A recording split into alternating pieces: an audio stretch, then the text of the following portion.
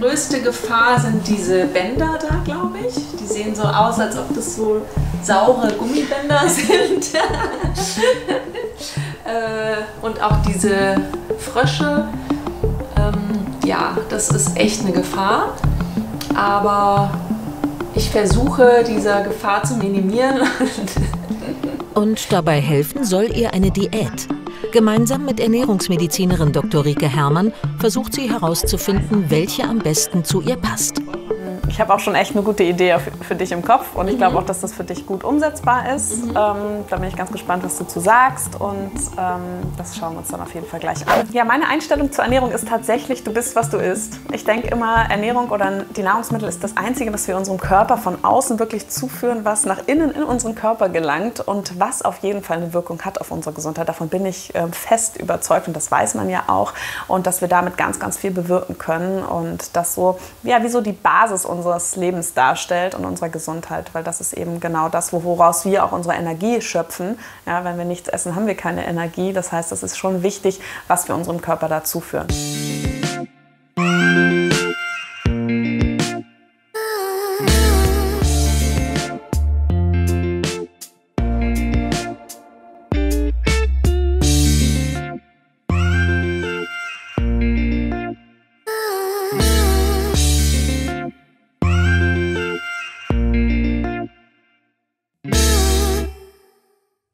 Sich bewegen, nebenbei ein paar Kilo abnehmen, sich leicht und entspannt fühlen. Das ist der Wunsch vieler Menschen.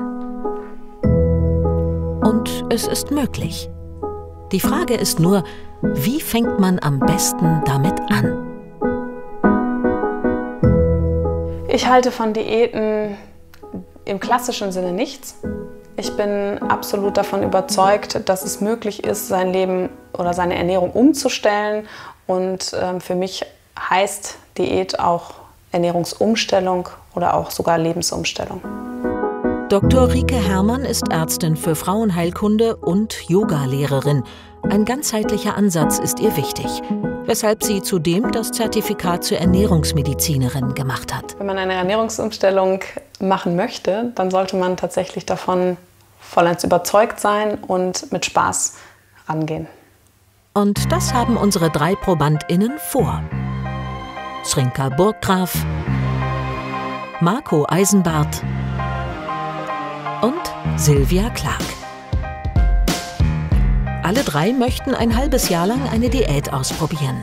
Dafür treffen sie sich mit Dr. Rike Herrmann, die zunächst herausfinden möchte, was zu jedem von ihnen am besten passt. Alle unsere Probanden haben ja das Ziel, Gewicht zu verlieren, ja, wollen das aber langfristig machen. Und wir wissen ja auch mittlerweile, dass einfach diese Crash-Diäten, wo man in kurzer Zeit sehr viel Gewicht verliert, dass das nichts ist, was man dauerhaft durchführen kann und sollte auch, weil es auch nicht gesund ist. Und davon bin ich eben überzeugt, jeder Mensch ist einfach so individuell, dass er auch eine individuelle Ernährung braucht. Und für den einen passt eben diese Lebensform und für die anderen halt eine andere. Und das ist ganz wichtig, auch rauszufinden im Gespräch, wie was für einen Tagesablauf hat der Mensch, was für Bedürfnisse, was für ein sozialen Umfeld lebt der Mensch und wie kann er wirklich eine Ernährungsform für sich finden, die er auch dauerhaft umsetzen kann. Srinka Burggraf ist zweifache Mutter und verheiratet. Zudem arbeitet sie momentan im Homeoffice. Da kommt die eigene Ernährung manchmal zu kurz. Ja, ich esse dann über so und so viele Stunden nichts und dann überkommt mich irgendwie eine Heißhungerattacke oder ich esse was und dann habe ich irgendwie Lust auf was Süßes und dann ärgere ich mich, dass ich das gegessen habe und ja. Im Gespräch versucht die Ernährungsmedizinerin herauszufinden, wie eine alltagstaugliche Struktur aussehen könnte, damit Srinka ihre Essgewohnheiten umstellen kann. So viel schlafe ich ja dann doch nicht. Srinka Burggraf ist 44 Jahre alt und lebt mit ihrer Familie in Frankfurt. Sie arbeitet in Teilzeit als Marketing- und Kommunikationsmanagerin. Das gemeinsame Abendessen ist fester Bestandteil des Familienalltags. Die Kunst der zweifachen Mutter liegt darin, den Geschmack aller zu treffen.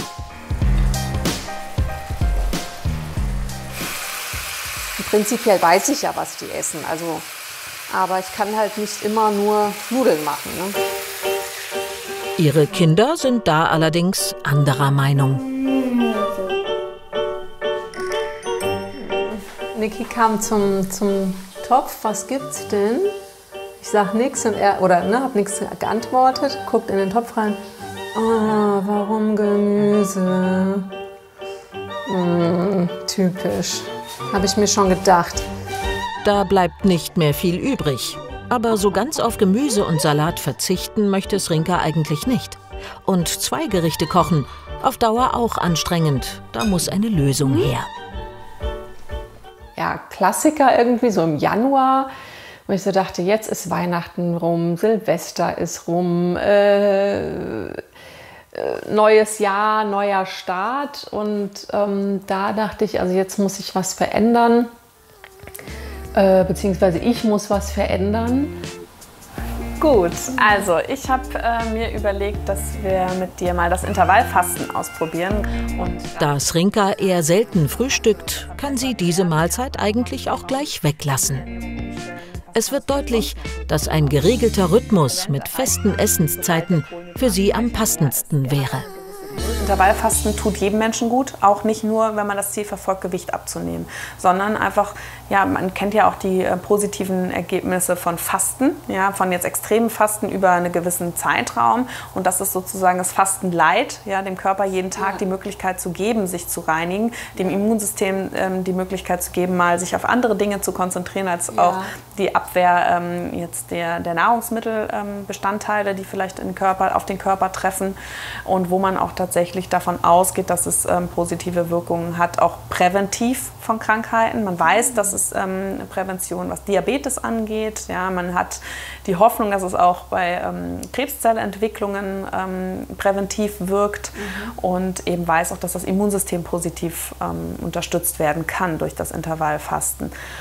Und das tut sicherlich allen Menschen gut. Beim Intervallfasten 16:8 trinkt man zum Beispiel ab 20 Uhr 16 Stunden lang nur Wasser oder Tee, lässt also eine der 3 Hauptmahlzeiten weg und isst in den restlichen 8 Stunden des Tages ganz normal. Diese 8 Stunden heißt nicht, jetzt darf man an allem zu lang und so viel versuchen, so viel wie möglich in den 8 Stunden zu essen, um die 16 Stunden zu überleben. Sondern da heißt es wirklich auch, eben möglichst auf unverarbeitete, frische Lebensmittel zurückzugreifen, um eben auch seinem Körper etwas Gutes zu tun. Es heißt ja auch nicht umsonst, du bist, was du isst. Ne? Die Lebensmittel, das, was wir unserem Körper zuführen, hat Auswirkungen. Und je nachdem, wie streng man dann sein möchte mit sich selbst, beziehungsweise wie schnell man auch Gewicht verlieren möchte, auch natürlich gucken, dass der Zuckerkonsum oder die Süßigkeiten, die ungesunden Lebensmittel reduziert werden. Also da einfach auch auf eine ausgewogene, gesunde Ernährung zu achten. Und insbesondere die gesunde Ernährung ist für Srinka ein großes Thema. Was dir selber ja auch schon auffällt, du isst gerne in stressigen Zeiten, wenn es dir vielleicht emotional nicht gut geht.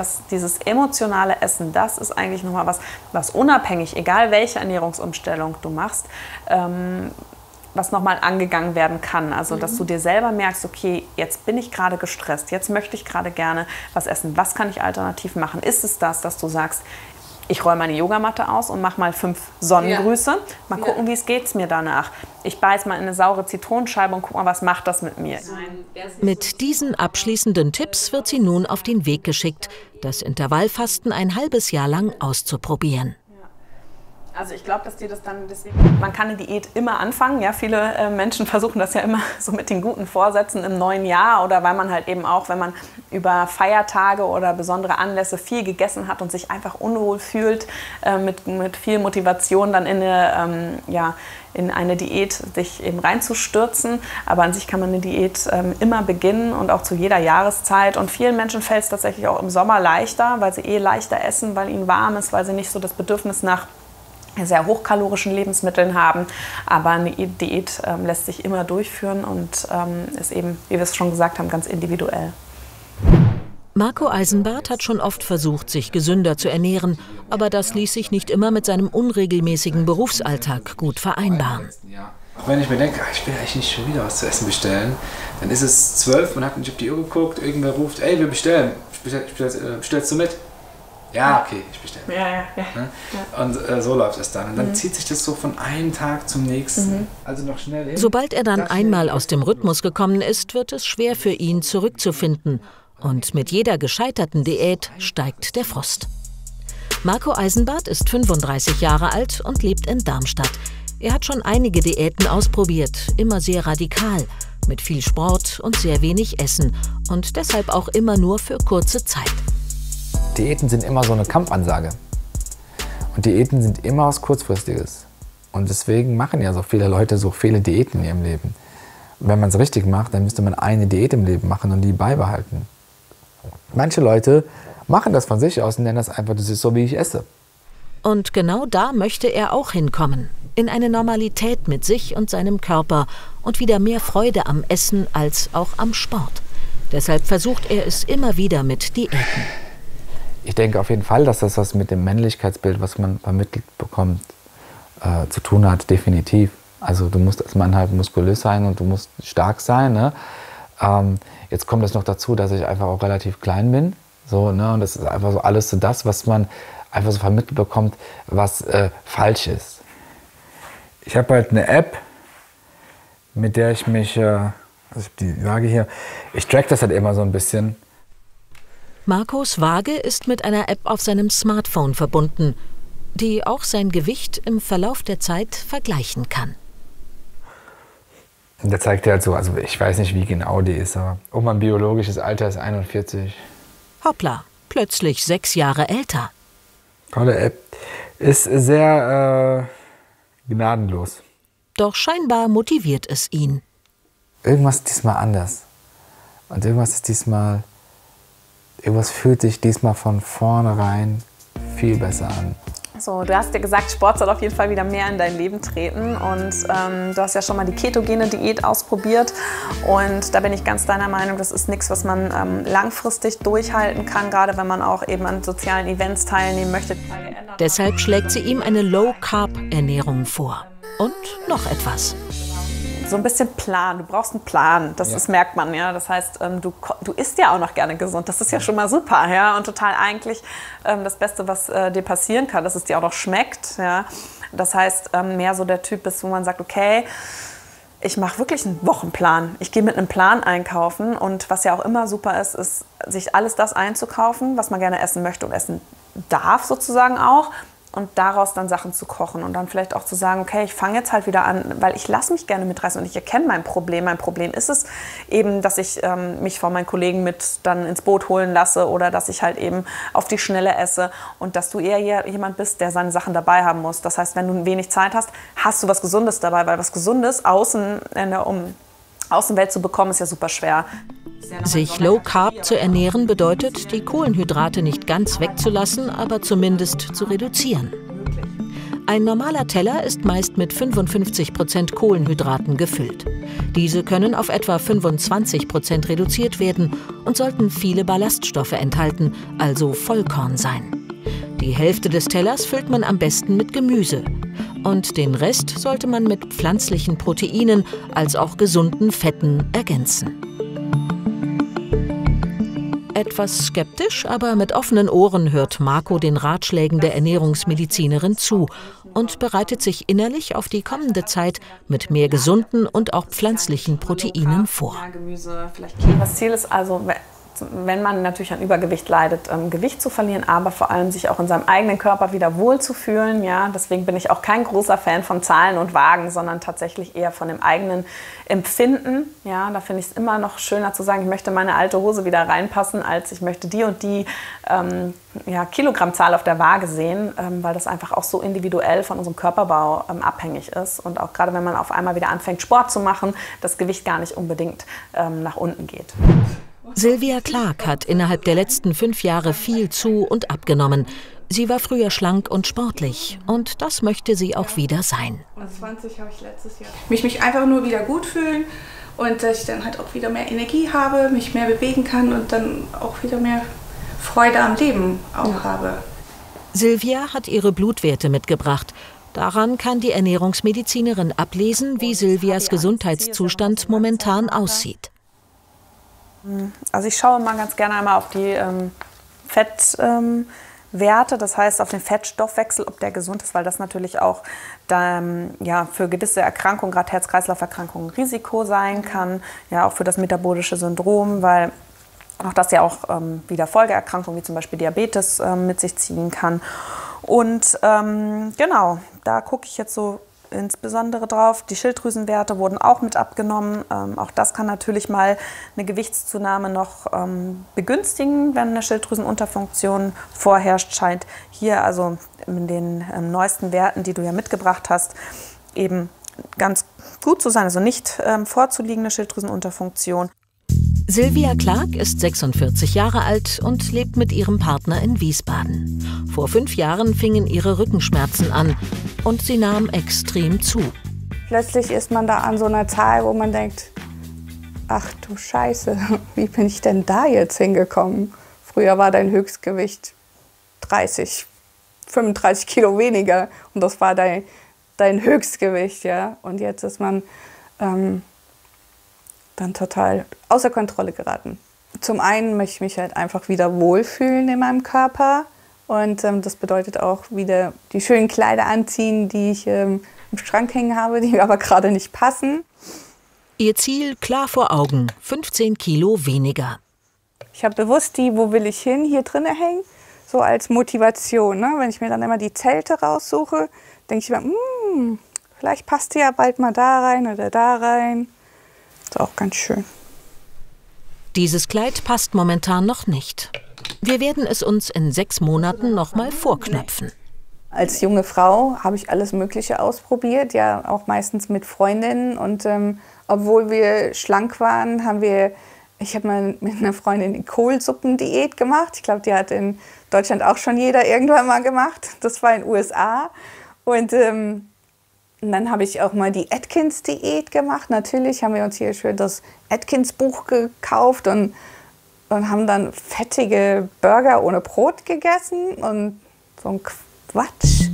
Dazu würde Dr. Rike Herrmann sicherlich auch nicht raten. Nach dem Blick auf die Blutwerte zieht sie ein Fazit. Was ich auch so in unserem Gespräch, sage ich mal, schon so ein bisschen rausgehört habe, dass wir auf jeden Fall da noch mal dran schrauben können, so ein bisschen an den Fetten, die du zu dir nimmst. Weil da kannst du auf jeden Fall noch ein bisschen dir etwas Gutes tun.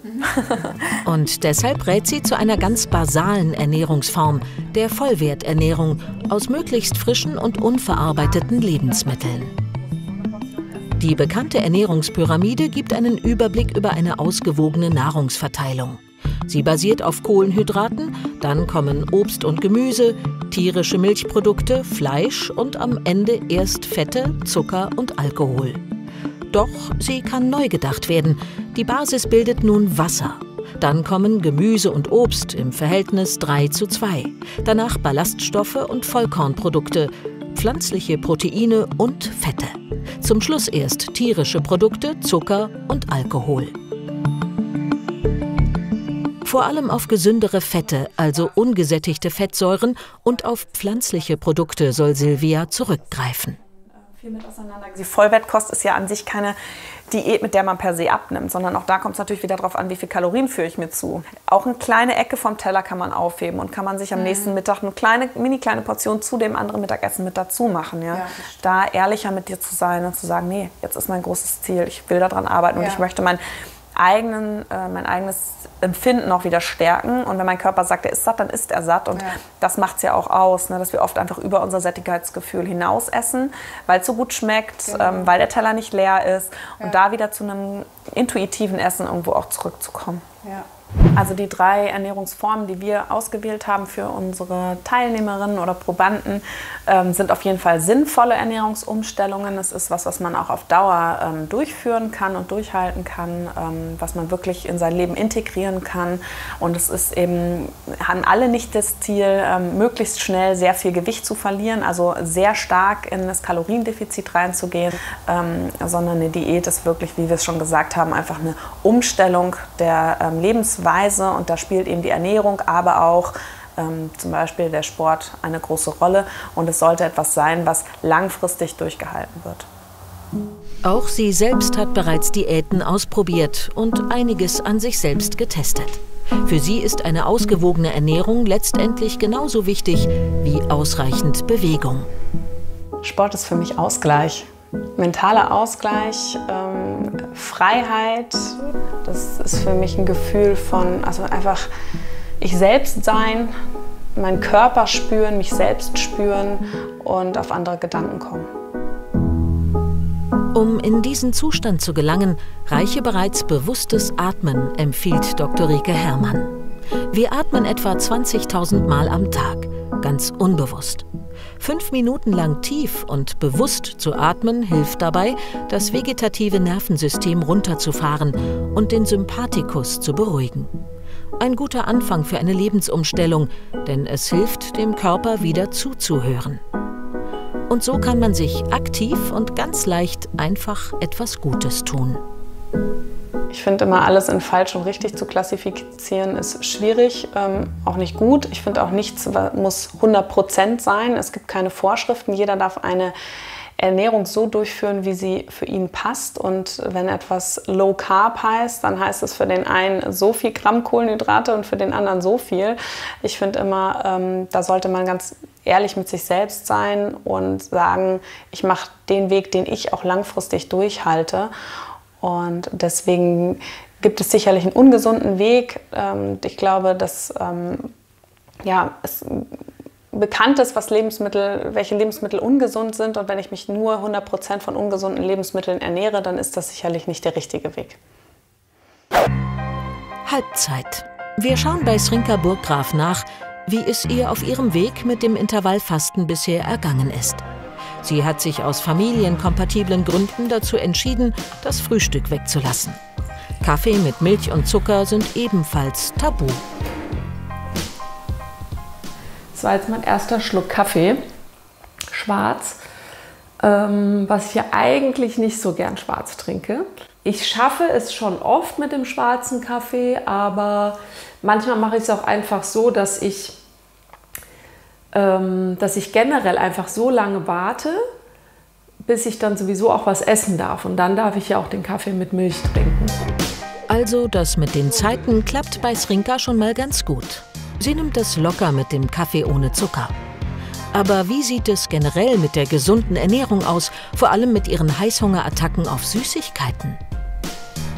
Ich muss sagen, das ist besser geworden.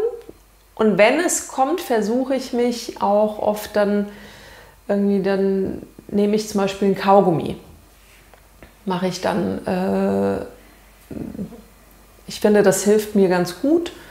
Oder ich trinke dann einen Tee. Oder sie vertreibt sich die Zeit tatsächlich auch mal mit Yoga.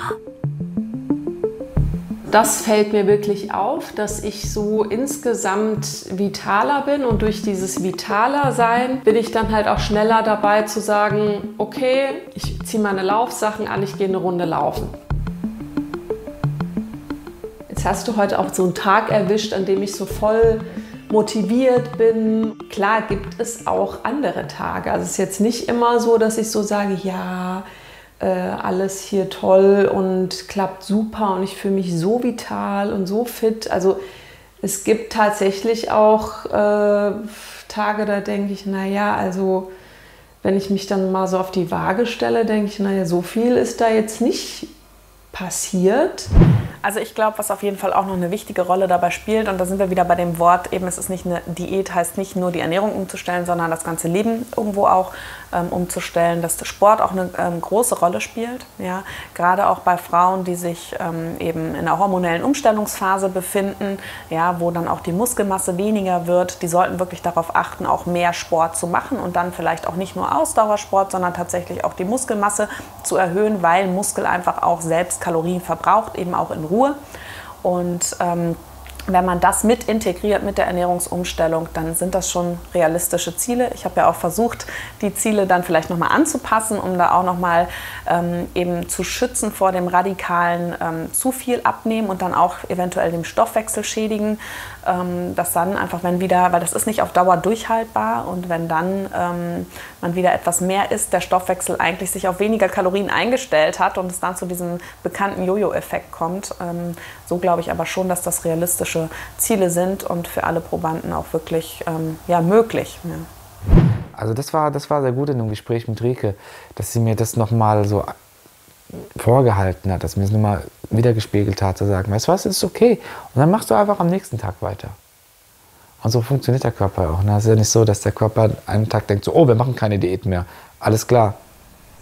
Wie ihm von Dr. Rike Herrmann geraten wurde, geht Marco erstmal im Internet auf die Suche nach Inspiration und einem spielerischen Umgang mit neuen Rezepten. Boah. Das sieht ja hart aus, Mann. Klar, das ist dann Low Carb, aber ist das wirklich besser? Also Plan B. Mit dem Einkauf improvisieren. Sein Lieblingsessen sind Nachos, überbacken mit Käse. Dafür springt nun eine Aubergine ein.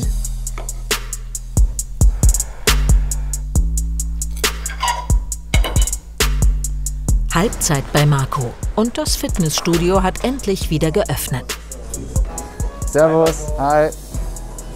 Ich habe in den ersten 6 Wochen wirklich 6 Kilo abgenommen, oder ein bisschen mehr sogar. Und dann habe ich jetzt so seit 5 Wochen, ist es immer so um die 90 rum. Doch jetzt ist Marco zurück.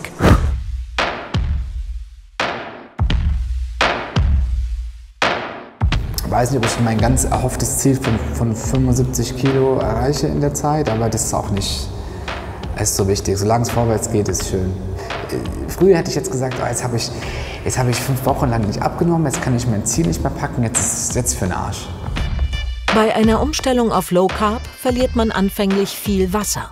Das lagert mit den Kohlenhydraten zusammen ein. Es braucht also auch Geduld für den Körper, bis er sich umgestellt hat. Jetzt in der Halbzeit, so, wenn ich so ein Fazit ziehe, ja, würde ich schon empfehlen. Ich muss aber auch ganz ehrlich sagen, dass es jetzt nichts ist, was ich jetzt mein Leben lang durchziehen wollen würde.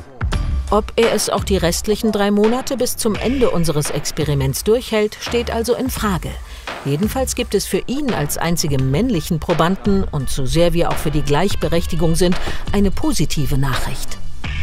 Da haben Männer schon einen klaren Vorteil gegenüber Frauen durch ihre mehr an Muskelmasse verbrauchen sie häufig auch in Ruhe mehr Kalorien. Ja, und sie sind natürlich nicht den hormonellen Schwankungen ausgesetzt. Ja, sie haben ein sehr stabiles Hormonlevel. Ja, das macht es den Männern in ihrem Leben etwas leichter. Ja, sie bauen auch mehr und schneller Muskelmasse auf, aufgrund ihrer hormonellen Unterschiede, das Mehr an Testosteron. Und da haben sie es schon leichter, zumindest können sie im Vergleich zu einer Frau etwas mehr essen, ohne Gewicht zuzunehmen. Auch Sylvia Clark ist aktiv und geht mit Mama Siggi und Hündin Sunny regelmäßig spazieren. Sylvia und ihre Mutter haben in ihrem Leben auch schon einige Diäten gemeinsam ausprobiert. Und wie läuft es diesmal? Ich habe ja die Mischkost bzw. Vollwert-Mischkost sozusagen. Und ich bin damit total glücklich, weil ich das Gefühl habe, dass wenige Verbote oder gar überhaupt grundsätzlich was canceln muss oder rausnehmen muss. Im Gegensatz zu Low Carb, das macht ja jemand anders. Und Intervallfasten, das wäre auch nichts für sie gewesen. Im Gegensatz zu ihrer Mutter. Die 70-jährige Kosmetikerin bekam vor etwa einem Jahr die Diagnose eines beginnenden Diabetes und hat dann anschließend konsequent mit dem Intervallfasten begonnen. Wie bist du dann auf das Intervallfasten gekommen? Hat es unser Hausarzt gesagt, dass das eine gute Form wäre, um Diabetes vorzubeugen? Oder, keine Ahnung, wie bist du da drauf gekommen? Nee, ich hatte eine Kundin, ja, und habe so beobachtet, dass die kommen meine Kunden ja einmal im Monat und so mit der Zeit hat die immer mehr abgenommen. Und irgendwann habe ich es natürlich mal gefragt, sage ich mal, was machst du? Ich sehe, dein Bauch ist weg. Und da sagt sie, ja, ich mache Intervallfasten. Da dachte ich, ach, um Gottes Willen, wie geht denn das und was machst du denn da? Und kann ich mir nicht vorstellen, darauf zu verzichten, ja. Dann habe ich mich halt näher damit beschäftigt und dachte, genau, ich muss es ja nicht machen wie sie, die hat ein bisschen eine andere Form gewählt, ja, sondern ich mache eben die Form mit 8/16 und lasse morgens mein Frühstück weg und weil es einfach auch meinem Lebensrhythmus entspricht, ja, also wie gesagt, ich frühstücke ja sehr selten und das ist das, wo ich am wenigsten drauf verzichten muss. Und das ist ja, was eine Diät immer schwierig macht, weil von vornherein versteht, du musst wieder auf irgendwas verzichten und Verzicht bedeutet für mich auch immer, oder kenne ich aus der Vergangenheit, dass man dann Heißhungerattacken kriegt. Und davor habe ich wirklich Bammel, ja, weil das ist was ganz Unangenehmes, ja. Nach über einem Jahr rigorosem Intervallfasten fällt es ihr nun auch nicht mehr schwer, auf ihre geliebten Gummibärchen oder auch Alkohol zu verzichten. Denn sie nimmt ab. Für ihre Gesundheit und gegen den Diabetes. Ich habe 14 Kilo abgenommen. Das ist ja schon ganz schön viel. Ja. Also weil die Rike, die Ernährungsmedizinerin, hat ja gesagt, 500 Gramm pro Woche ist gesund. Und jetzt bin ich so schlecht im Kopfrechnen. Aber ich glaube, du liegst da ein bisschen drüber. Hast da ein bisschen mehr Gas gegeben. Ja. Ja, das war für mich auch wichtig. Also ich bin generell ein Mensch, der muss einfach einen schnellen Erfolg haben. Es ist einfach so bei mir, ja. Wenn ich mit diesen 500 Gramm rumhantiere, ich weiß, das funktioniert. Also ich brauche mal so einen Anfangs-Starterfolg, ja. Und dann läuft das auch bei mir. Aber wenn ich mit so ganz wenig anfange und das läppert sich dahin und dann wäre ich schon wieder müde und dann kommt schon wieder was anderes. Ja, also das ist für mich schon sehr wichtig. Und so macht jeder seine eigenen Erfahrungen, die er nur durch Ausprobieren sammeln kann. Silvias Mutter ist eben anders als ihre Tochter. Halbzeit bei Silvia. Sie hat sich schon so richtig in der Küche eingegruft. Weil sie mit ihrem Partner und seiner kleinen Tochter zusammenlebt, sind Süßigkeiten oft ein Thema. Sie hat eine Alternative gefunden. Energiekugeln. Bestehend aus Vollkorn, Nüssen, Kakao und Datteln. Ich hätte nie gedacht, dass man mit Datteln so gut den Zucker austauschen kann. Und dass es dann auch wirklich lecker süß ist. Das ist schon mal eine gute Idee. Für Sport und Bewegung sorgt weiterhin Hündin Sunny. Und Silvia geht wieder regelmäßig joggen. Okay. Alles im gesunden Bereich und auch ohne Hungern und sich schlapp fühlen oder ja. Also da bin ich echt zufrieden mit. Allerdings muss ich auch sagen, zwischendrin war ich ein bisschen frustriert und hatte schon gedacht, naja, jetzt lassen wir das mal und ich höre jetzt auf damit. Einiges hat sie ja auch schon getan und Stück für Stück erfolgreich umgestellt. Zu Hause gibt es keine Kuhmilch mehr, keinen Joghurt, auch Wurst wurde reduziert. Freund Ralf macht schon vieles mit. Aber auf die Süßigkeiten vor dem Fernseher zu verzichten... Genau. Zum Glück hat Silvia ihre eigenen Süßigkeiten. Und die locken dann auch andere an.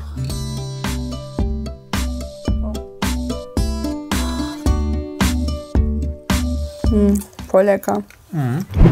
Das Rezept für die Energiekugeln stammt von Dr. Rike Herrmann. Sie ist ebenfalls Mutter von 2 kleinen Kindern und kennt die Herausforderung. Meine Küche ist klein, aber fein. Also ich schaue immer schon, dass wir gesunde Lebensmittel da haben, also dass wir Obst da haben, ja, dass es immer irgendwie ausreichend Grundnahrungsmittel da sind. Ja, bei uns ist immer alles da, dass wir ein Müsli machen können. Ist unser schöner Obstkorb. Gut befüllt, weil meine Kinder auch sehr gerne Obst essen und ja, morgens tatsächlich immer schon aufwachen und entweder wollen sie einen Bananenmilchshake oder einen Smoothie. Und da haben wir eigentlich immer alles für zu Hause, auch für nachmittags, für einen Snack. Und das ist mir auch besonders wichtig, auch wenn wir mal aus dem Urlaub kommen und am nächsten Morgen hier ohne alles aufwachen, ist auf jeden Fall alles für ein Müsli bei uns immer zu finden. Ja. Und auch unsere Gefriertruhe ist zwar nicht jetzt sehr voll, aber ich will hier mal ehrlich sein, wir haben ja auch ein bisschen Eis. Ich habe aber auch ganz viel tiefgefrorenes Gemüse da, was dann auch schnell geht, ja, wo ja auch viele Nährstoffe erhalten bleiben, aber gerade auch mit den Kindern. Wir haben auch immer gefrorene Beeren da für eine Smoothie Bowl eben oder so für Smoothies. Das lieben wir eigentlich alle und das ist bei uns immer vorrätig. Im Kühlschrank bewahrt sie auch viel Veganes auf, wie Gnocchi, die ihre Kinder lieben und die schnell gemacht sind. Und dazu frisches Gemüse. Und Hummus eignet sich auch immer gut als Dip mit Gemüsesticks für den Appetit zwischendurch. Genau, ansonsten bei uns gab es gestern Maultaschensuppe, ganz klassisch. Und ja, was auch nicht fehlen darf, ist meine Kaffeemaschine, die ist für mich auch heilig. Apropos Kaffee. Nach 6 Monaten steht nun das Fazit unserer 3 ProbandInnen an. Hallo Srinka, freut mich, dass wir uns wiedersehen. Freut mich auch, hallo Rika. Und wie ist es gelaufen? Ja, insgesamt sehr gut. Also ich bin weiterhin davon überzeugt. Erfolg auf der Waage ist auf alle Fälle da. Aber ich glaube, Erfolg wäre mehr gewesen, wenn ich das radikaler durchgezogen hätte, was aber wiederum auch nicht gut gewesen wäre, weil dann hätte ich es nicht so lange durchgezogen. Ich finde, das, was du für dich gefunden hast, diesen Weg, der ist eigentlich optimal. Du sagst auch, es geht dir besser. Ich glaube, das ist auch die größte Motivation, die man haben kann. Gar nicht, wenn man nur die Kilos sieht, sondern wenn man einfach spürt, ich fühle mich wohl in meiner Haut. Weil das ist ja schön, wenn man das von sich behaupten kann und wenn man merkt, okay, da ist ein Unterschied. Also es hat schon auch eine Auswirkung, wie ich esse, auf das, wie ich mich fühle. Srinka hat nicht immer die 16 Stunden Fasten eingehalten, aber dennoch 5 Kilo verloren. Körper und Kopf brauchen ja auch eine Weile, um sich umzustellen. Ich denke, ausprobieren lohnt sich, aber das ist, wie gesagt, eine Sache, die jeder für sich selbst dann irgendwie auch spüren muss. Also einfach mal ausprobieren. Hallo Marco. Hi. So, jetzt bin ich gespannt. Wie ist es gelaufen? Super, es ist gelaufen. Nein, es ist nicht gut gelaufen. Es hat nicht funktioniert für mich, nein. Marco hat erkannt, dass er nicht so streng mit sich sein darf und ohne Low Carb eine gesündere Ernährung umgesetzt. Seitdem hat er auch schon wieder 3 Kilo abgenommen. Ja. Was ich super finde, dass du einfach auch Dinge mitgenommen hast für dich. Und deswegen, ich sehe das auch absolut überhaupt nicht als Misserfolg, sondern auch als Erkenntnis. Ne? Weil du setzt dich ja auch immer ganz gerne so unter Druck und sagst, es muss jetzt dann aber auch so laufen. Dann machst du das auch hardcore, genau so nach Plan. Was mir gar nicht bewusst war, was ich aber jetzt irgendwie erst wirklich festgestellt habe, ist, ich habe verlernt, gesund zu essen. Ich habe auch verlernt, regelmäßig zu essen. Und ich habe verlernt, auf meine Ernährung zu achten. Ich dachte nicht, dass man sowas verlernen kann, weil man weiß das ja. Unterm Strich also doch gut gelaufen. Und unsere letzte Probandin? Hallo Silvia, ich freue mich echt, dass wir uns jetzt endlich wiedersehen können und ich mal von dir erfahren darf, wie es dir so geht. Wir machen jetzt tatsächlich, auch wenn es nur so eine mini kleine Portion ist, die heben wir dann tatsächlich auf. Ist auch immer so, also ich backe ja auch mit meiner Bonustochter sozusagen und da backen wir auch viel eben halt mit Datteln oder dass ich Dattelmus mache. Aber ich mache auch so Knuspermüsli. Und also ganz viele Sachen. Ich könnte jetzt natürlich den ganzen Tag reden, was ich hier alles so mache. Voll schön, ja. Doch, also es macht wirklich Spaß. Ich habe mir auch einen tollen neuen Mixer gekauft, dass es noch mehr Spaß macht. Voll schön. Also ich finde, das klingt alles richtig, richtig gut und es macht mich auch ein bisschen stolz, auch dass du selber so von dir sagst, es geht mir so gut und wir haben auch vielleicht auch ein gemeinsames neues Projekt gefunden, auch dein Partner und du, klingt ja auch so, als hättet ihr da echt Spaß dran, auch Dinge selber zu machen und im Endeffekt ist es ja auch genau das, auch die Vollwerternährung, ne? Dass man ja auch Dinge wieder selber macht und möglichst wenig verarbeitete Produkte nimmt. Und sie hat auch eine Mail von ihrem Hausarzt mitgebracht. Die neuesten Blutwerte sind gerade aus dem Labor gekommen. Darf ich die vorlesen? Gerne. Hallo Frau Clark, Ihr Cholesterinspiegel freut sich übers Joggen. Also nochmal was positiv umgesetzt wurde, super. Gesamtcholesterin ist nur noch knapp erhöht, der schlechtere Fettwert fällt zusehends und das HDL, das Gute, ist gestiegen. Glückwunsch und weiter so. Das klingt echt super lieb, muss ich sagen, dass er Ihnen auch so eine E-Mail schreibt und total sympathisch. Aber das Wichtigste, es ist ja echt, hat sich auch wirklich was verändert auf dem Papier auch. Ja, schön. Ja. Silvia braucht weder Waage noch Maßband.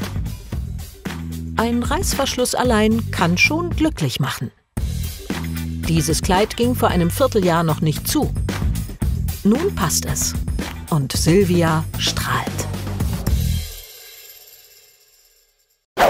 Die 6 Monate unserer Diäten-Challenge sind rum. Wie geht es nun weiter? Unsere 3 ProbandInnen treffen sich zum Austausch.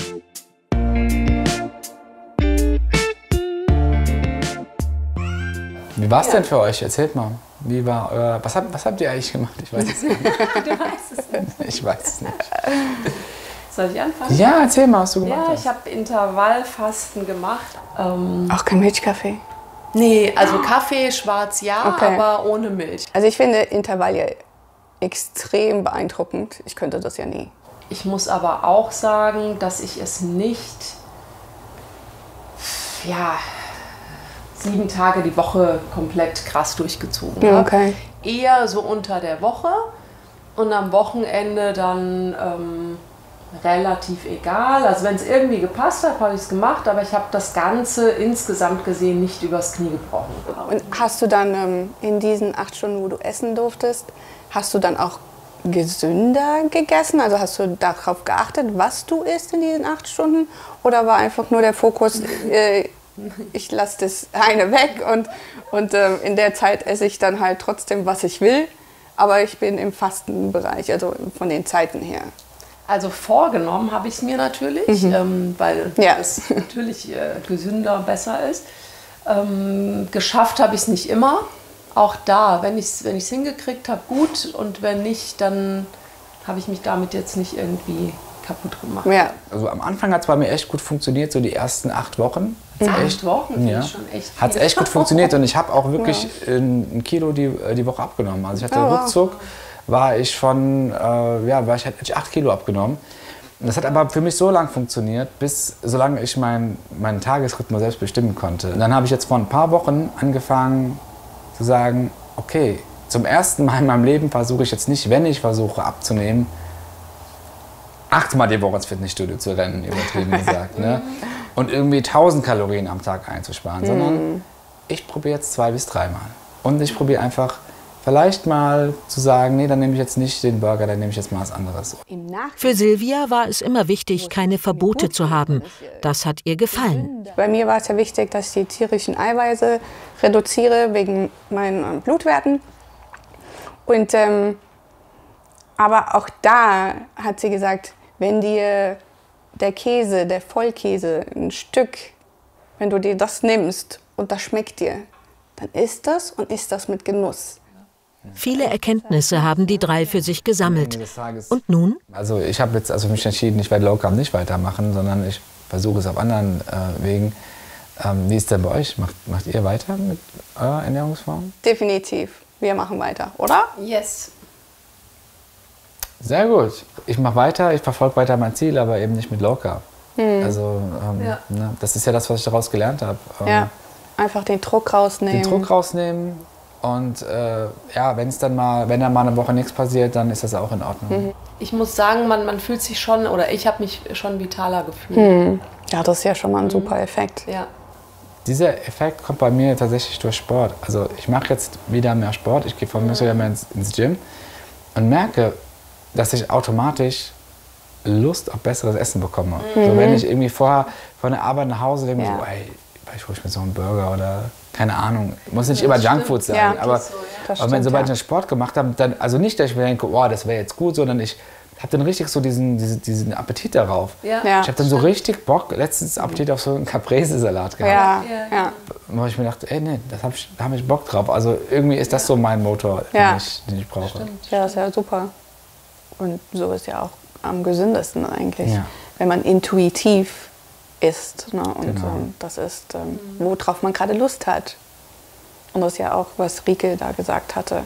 Also ich fand es super, dass wir wirklich festgestellt haben, dass nicht für jeden Menschen eine gleiche Diät oder Ernährungsform die richtige ist, sondern ich finde es wirklich wichtig, dass da jeder mal wieder ehrlich mit sich selbst ist, nicht in den Magazinen die 5 besten Diäten sich anschaut und sagt, okay, die müssen auch für mich passen, ja, dass wir uns eben dann auch sagen, ey, das ist völlig okay und das ist auch normal, dass man dann auch vielleicht mal an einem Tag Lust hat auf was Ungesünderes zu essen und das ist auch okay so und am nächsten Tag macht man es dann einfach wieder anders und dass man dann eben das nicht so einen geraden Weg läuft. Ja, so ist unser Leben einfach nicht, sondern wir haben Höhen und Tiefen und wir haben Kurven und dass wir das auch in unserer Ernährung akzeptieren, so dass man dann auch wirklich sagt, das ist insgesamt ein gesundes Leben. Jede Diät sollte also individuell angepasst sein. Und so unterschiedlich die Ernährungsformen auch sein mögen, das Wichtigste ist, sich mit ihnen wohlzufühlen.